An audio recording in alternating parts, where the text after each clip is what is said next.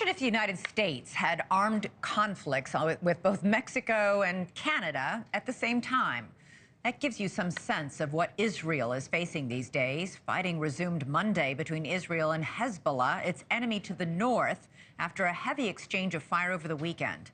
Earlier today, Israel fired missiles targeting border cities in Lebanon, and in return, Hezbollah sent drones targeting military surveillance equipment in northern Israel. These attacks come after Israel preemptively sent 100 warplanes targeting rocket launchers in Lebanon to try and thwart an attack by the Iranian-backed group after the assassination of one of their top commanders in Beirut last month. Hezbollah fired hundreds of rockets and several dozen drones in return, mostly targeting military compounds in northern Israel and one security compound in northern Tel Aviv.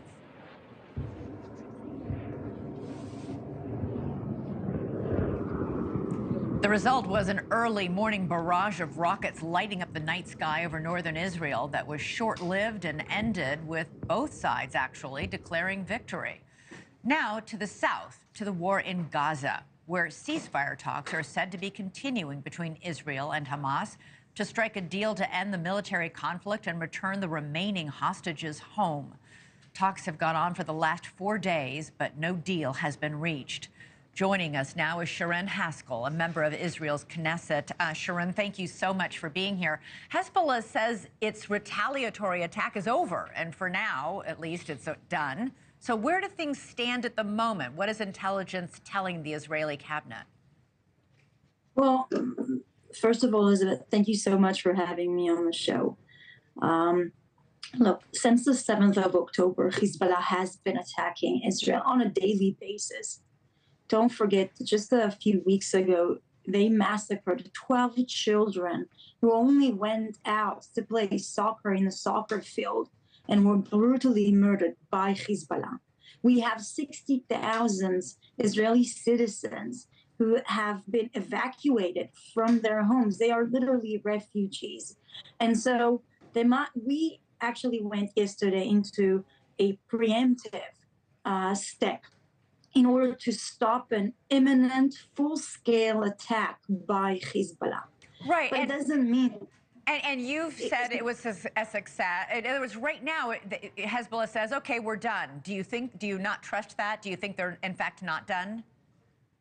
Well, the full-scale attack might be, but don't forget that every single day, even today, they are still sending rockets. They are still aiming towards civilian population, towards home. People are being injured. People are being murdered. And so this is a war. They have opened a war with Israel. So that full-scale attack might have been prevented, but we are still in war. Until they withdraw their troops, until they stop firing towards Israel, until they stop murdering Israeli civilians, we are still at war. Iran's supreme leader said Sunday that, quote, war has many forms. It doesn't always mean holding a gun. What do you think that means? I think, to be honest, this is a way for them maybe to come down off the ladder that they've actually built. They have declared that they are going to attack directly Israel. They have been. I mean, and for 10 months now, they have been attacking us from 4 or 5 different fronts, through Yemen with their army of terror in Yemen, through Hezbollah, which is their own army, through Syria and Iran, and through Hamas.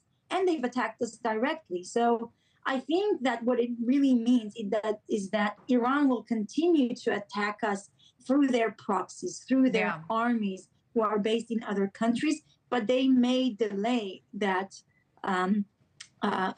full confrontation, direct confrontation with Israel. Thanks so much for watching. Go to joinnn.com to find NewsNation on your television provider. And don't forget to click the red subscribe button below to get more of NewsNation's fact-driven, unbiased coverage.